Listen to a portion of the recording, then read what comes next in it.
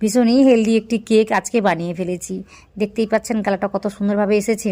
এটা কোনোরকম বাইরে থেকে কোনোরকম কালার মেশানো বা coffee powder, chocolate powder, cocoa powder কিছুই আমি দিইনি, তাও কিন্তু দেখুন এত সুন্দরভাবে কালারটি এসেছে। তাছাড়া কোনোরকম চিনি, গুড় এখানে আমি ইউজ করিনি, ময়দা, সুজি এইগুলো তো আমি দিইনি। তাহলে ভাবছেন কিভাবে আমি এই কেকটি বানালাম। তো রেসিপিটি দেখুন, অনেক কিছু জানতে পারবেন এবং সহজ করেই বানাতে পারবেন, আর সবাই কিন্তু খেতে পারবে। তো অনেকেই আছে না, চিনি গুড় দিয়ে বানালে খেতে পারে না বা খেতে চায় না, তখন কিন্তু এই রেসিপিটি তৈরি করে খেতে পারবেন। খুব সহজ একটি রেসিপি। আর কেকটি দেখুন কতটা স্পঞ্জি হয়েছে, সফট হয়েছে। এইভাবে কিন্তু সহজেই তৈরি করা যায়। তো আশা করি আপনাদেরও ভালো লাগবে। যদি ভালো লাগে তাহলে আমার ভিডিওতে একটা লাইক দেবেন। নতুন কেউ হয়ে থাকলে অবশ্যই আমার চ্যানেলটিকে সাবস্ক্রাইব করে নেবেন। তো এইভাবে আমাকে সাপোর্ট করবেন। তো তার আগে নমস্কার, কেমন আছেন সবাই? আশা করি ভালো আছেন। শুভ্র শান্তি ব্লগে আপনাদের সবাইকে স্বাগত জানাই। আমি শান্তি। হেলদি কেকটিকে বানানোর জন্য আমি এখানে খেজুর নিয়েছি। দেখতেই পাচ্ছেন এই খেজুরের বীজগুলো আমি আলাদা করে দিয়েছি আর একটু পরিষ্কার করে নিয়েছি। তো দেখুন এখানে আমি 15 থেকে 16টা পিস আমি নিয়েছি ওই খেজুর। আর যদি বড় বড় হয় তখন কিন্তু ওই 7টা বা 8টা হলেই কিন্তু হয়ে যাবে। তো এখানে ছোট ছোট ছিল, সেই জন্য আমি 15 থেকে 16টাই নিয়েছি। বীজটাকে আলাদা করে দিয়েছি, ধুয়ে নিয়েছি। ধুয়ে নেওয়ার পর এখানে আমি 1 কাপ গরম দুধ নিয়েছি। নিয়ে এটাকে আমি ভিজিয়ে রেখে দেবো। ওই 10 থেকে 15 মিনিট রেখে দিলে কিন্তু এটা সফট হয়ে যায়। না হলে একটু সেদ্ধ করে নিলেও নেওয়া যায়। তো এখানে আমি কি করেছি, একটু ঢাকা দিয়ে রেখে দিয়েছিলাম, তাতে করে আমার কাজটা হয়ে গিয়েছে। সেভাবে অসুবিধা আমার কিছুই হয়নি। ওই যে 10 থেকে 15 মিনিট পরে আমি কি করেছি, একটা পাত্র নিয়েছি। তো এই পাত্রের মধ্যেই আজকে কেকটা বানাবো। সেই জন্য আমি একটু তেলটাকে ব্রাশ করে দিচ্ছি। ব্রাশ করে দিয়ে ওখানে ওই 1 চামচের মতো ওই যে আটা নিয়েছি, আজকে আমি গমের আটা, তো ওটাই ডাস্ট করে দিচ্ছি। এইভাবে একটু ছড়িয়ে দিচ্ছি। তো এইভাবে ছড়িয়ে নিলে কাজটা কিন্তু ভালোভাবে হবে, বলতে ওই কেকটাকে সহজে আমি বের করে নিতে পারবো। তো এইভাবে কাজটাকে আমি করে নিয়েছি। তো দেখুন খুব সুন্দর করে কিন্তু কাজটা আমার হয়ে গিয়েছে। না হলে একটা পেপারকে সেট করাও যায় ওই তেলের উপরে, তাহলে কিন্তু একই রকমভাবে কাজটা হয়। তো এইভাবে আমি আজকে কাজটি করেছি। তো এইদিকে একটা আমি পাত্র নিয়েছি, ওই যে মিক্সিং জার। তো ওতে আমি কি করেছি, একটা না দু পিস আমি এলাচ দিয়েছি। আর ওই যে ভিজিয়ে রাখা খেজুরটা দিয়েছি, দুধের সঙ্গে ছিল। তো ওটা দেওয়ার পর এখানেই আমি দিয়ে দিচ্ছি 1.5 কাপের মতো ওই যে গমের আটা।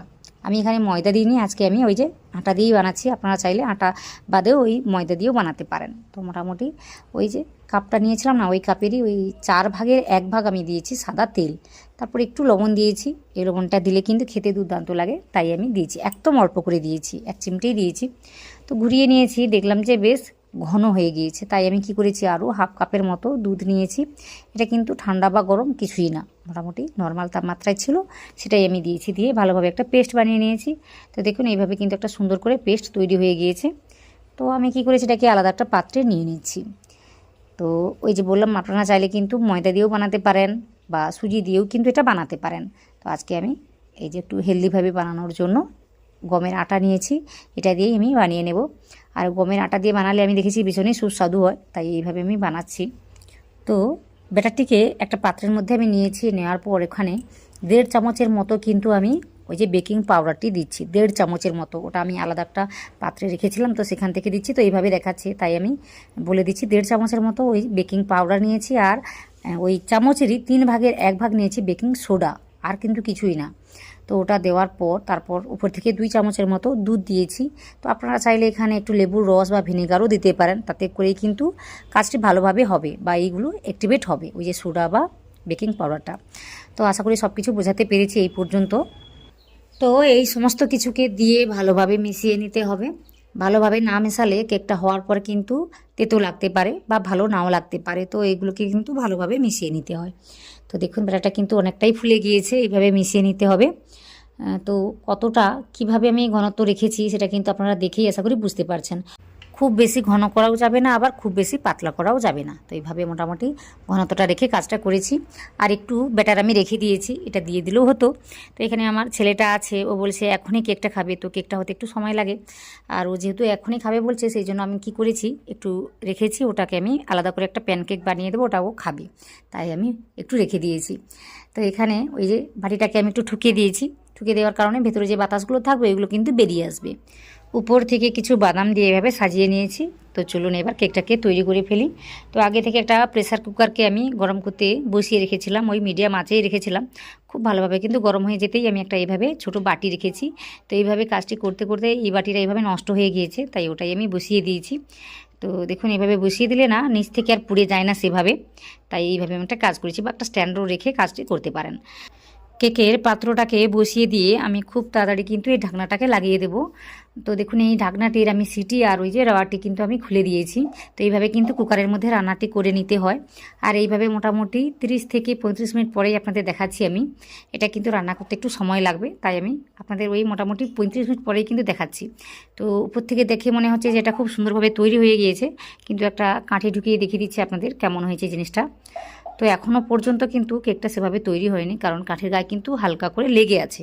তো এটা দেখে আমি কি করেছি, আরও 10 মিনিটের জন্য হালকা আঁচে হতে দিয়েছি।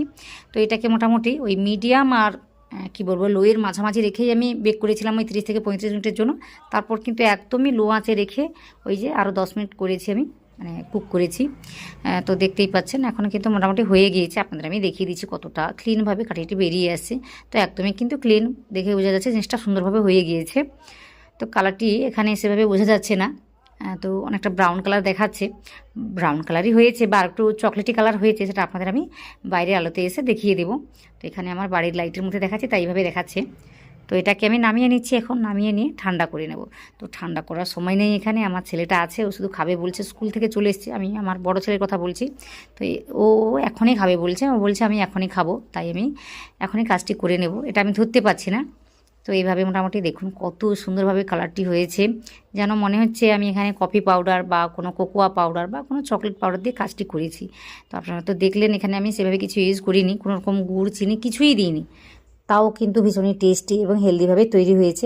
এই যে কেকের পিছনে সাদা সাদা অংশগুলো দেখতে পাচ্ছেন, এগুলো কিন্তু ওই যে শুকনো আটা যে দিয়েছিলাম না, সো সেইগুলো লেগে গিয়েছে। তো এগুলোকে তুলে দিতে পারেন, সহজেই কিন্তু উঠে যায়। তো এইদিকে দেখুন কতটা সুন্দরভাবে কালারটি হয়েছে আর কতটা সুন্দরভাবে শাইন করছে। দেখুন ওই তেলটা দেওয়ার কারণে এত সুন্দর শাইন করছে, আর কতটা স্পঞ্জি হয়েছে দেখুন। অন্যান্য যে সমস্ত কেকগুলো হয়, তো সমস্ত কেকের উপরেই কিন্তু এই কেকটি যেমনই খেতে সেভাবে দেখতে। তো আশা করি আপনাদেরও ভালো লাগছে। আমার কাটাটি দেখে আশা করি আপনারা বুঝতে পারবেন এটা কতটা স্পঞ্জিভাবে তৈরি হয়েছে। কেকটি কিন্তু এখন ভীষণ গরম রয়েছে, তাও কিন্তু আপনাদের আমি কেটে দেখাচ্ছি। আর দেখুন কত সুন্দরভাবে তৈরি হয়েছে। এটা যদি ঠান্ডা হয়ে যেত তাহলে কিন্তু আরও ভালোভাবে আপনাদের আমি দেখাতে পারতাম। সে যাই হোক, মোটামুটি আপনাদের আমি দেখিয়ে দিচ্ছি। দেখুন এখন কেমন স্টিমটা বেরোচ্ছে, এখনও পর্যন্ত ধোঁয়াটা উঠছে কেক থেকে। তো দেখুন কতটা গরম রয়েছে। তো আমার ছেলে খাবে বলে এইভাবে আমি কাজটি করে নিচ্ছি। তো দেখুন কেকটি কত সুন্দরভাবে তৈরি হয়েছে ভেতর থেকে। তো দেখে কিন্তু ভীষণই লোভনীয় হয়েছে। তো আশা করি আপনাদেরও ভালো লাগছে। তো একটা পিস নিয়ে আমি দেখিয়ে দিচ্ছি, দেখুন ভেতরটা কত সুন্দরভাবে জালিদারভাবে তৈরি হয়েছে। তো আশা করি আপনাদেরও ভালো লাগছে বা সহজ মনে হচ্ছে। এটা কিন্তু বাচ্চাদের টিফিনেও দিতে পারেন, প্রতিদিনই দিতে পারেন, এতে কোনো রকম ক্ষতি বা কিছুই হবে না। এটা বাচ্চা থেকে বড় বা বাড়ির সবাই কিন্তু খেতে পারবে, সবারই ভালো লাগবে। ভীষণই হেলদি একটি রেসিপি। তো আশা করি আপনাদের অনেক কাজে আসবে। তো যদি আজকের এই রেসিপিটি আপনাদের ভালো লাগে তাহলে আমার ভিডিওতে একটা লাইক দেবেন। নতুন কেউ হয়ে থাকলে অবশ্যই আমার চ্যানেলটিকে সাবস্ক্রাইব করে নেবেন।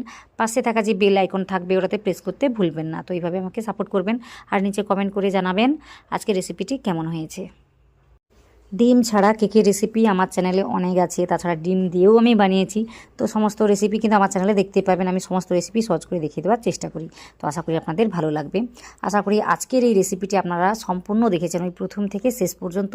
আপনারা যারা দেখেছেন আপনাদের সবাইকে ধন্যবাদ জানাই।